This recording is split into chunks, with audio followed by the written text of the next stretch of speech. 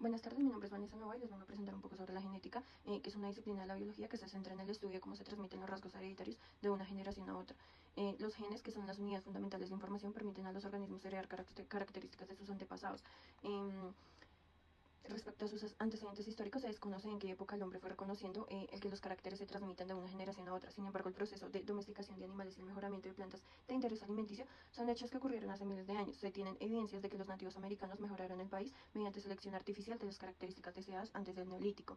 Tenemos la teoría de la pangénesis propuesta por Hipócrates, quien postuló que el semen masculino se forma en muchas partes del cuerpo y a través de los vasos sanguíneos llegan a los humores activos portadores de las características hereditarias a los testículos. Tenemos la teoría del esencialismo propuesta por Aristóteles. Este concepto aplicado en la herencia humana plantea que el semen masculino está formado por la sangre, posee un color vital que al unirse a la sangre menstrual le da forma a la potencia a esa sustancia amorfa, a partir de la que se genera un modelado que va dando forma a un descendiente adulto. Tenemos la teoría de la epigénesis, que propone que el organismo deriva de sustancias presentes en el huevo que se ensamblan y diferencian durante el desarrollo embrionario.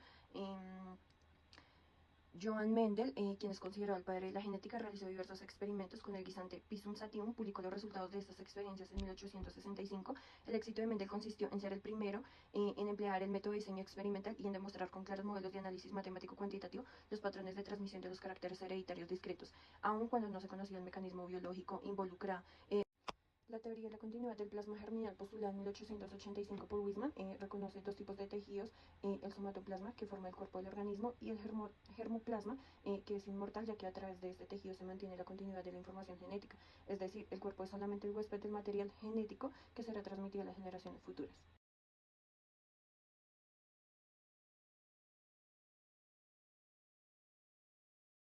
La genética empieza desde la teoría de la evolución de Charles Darwin, que dictamina que todos los seres vivos tienen un ancestro en común, compartiendo un rasgo en específico. En 1976, Mendel llevó a cabo muchos experimentos con la cruza de plantas de guisantes, lo cual ayudó a describir cómo se transmiten las características de una generación a otra. En 1969, se halló por primera vez el ADN, al que se llamó nucleína, trabajando directamente con los glóbulos blancos. Luego, en 1885, Kossel eliminó las proteínas asociadas, obteniendo las distintas bases nitrogenadas. Esto en 1887, Weismann estaba observando los óvulos y los espermatozoides y se dio cuenta que cada uno tenía la mitad de los cromosomas que un óvulo fertilizado. En 1906, William Bateson, padre de la genética, acuña el nombre a la nueva ciencia que se encargaría de estudiar cómo se hereda toda la información genética. En 1910, Morgan demuestra que los genes están impresos en el cromosoma, haciendo diversos experimentos con moscas de fruta. En 1952 se descubre la estructura de doble espiral que tiene nuestro ADN con la famosa foto 51. En 1980, Balducci escribe el primer libro de oncología geriátrica, siendo pionero en el estudio científico del cáncer. Esto en el 82 crean el primer ratón transgénico, implantándole genes de rata y dándole mucha información acerca del hormona del crecimiento.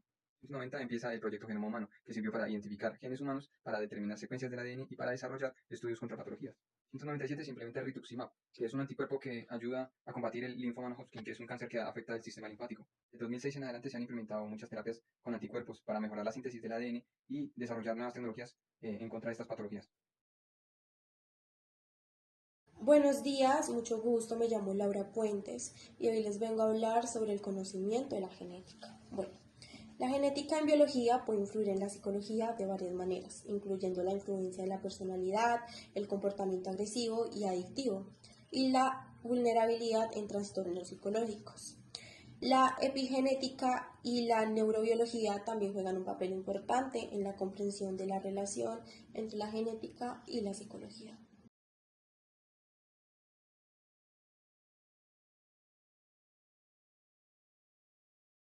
Un saludo para todos, mi nombre es Dayan Andrea Rosero León y les voy a hablar de los conceptos de la genética.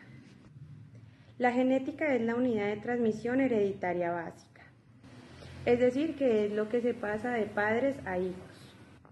Existe el alelo, que es una versión del gen, o sea que es una variante de la secuencia del ADN.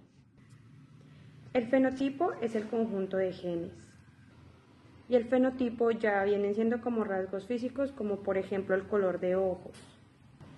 El cariotipo es el conjunto de cromosomas. Homocigatos son los alelos con las mismas características, como por ejemplo X mayúscula con X mayúscula o X minúscula con X minúscula. Y heterocigo viene siendo lo contrario, que son las características diferentes, como puede ser X mayúscula con X minúscula y viceversa, X minúscula con X mayúscula.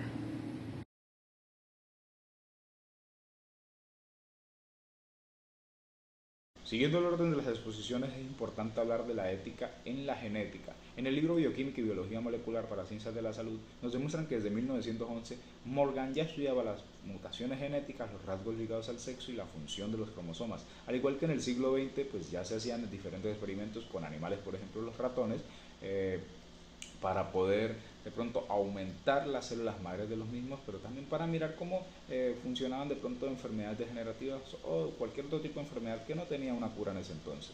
Y bien, pues esto podría verse de pronto un poco desde la mirada de la eugenesia positiva y negativa, pero ahí es donde tenemos que hacer un ejercicio más crítico, porque necesitan y deben de haber unas limitaciones para poder, digamos, modificar la genética de otro individuo, bien sea un ser humano o también un animal, porque es que no se les tiene en cuenta, y entonces pues hasta qué punto uno puede intervenir también en la genética de un animal, porque probablemente pueda resultar también en la muerte del mismo al momento de hacer este tipo de experimentos. Y por parte del ser humano pues efectivamente también podría denominarse que se están violando unos derechos, porque es que está en el vientre de la persona y se está modificando sus características al margen de los aspectos de pronto fisiológicos hegemónicos que ya están normalizados en esta sociedad.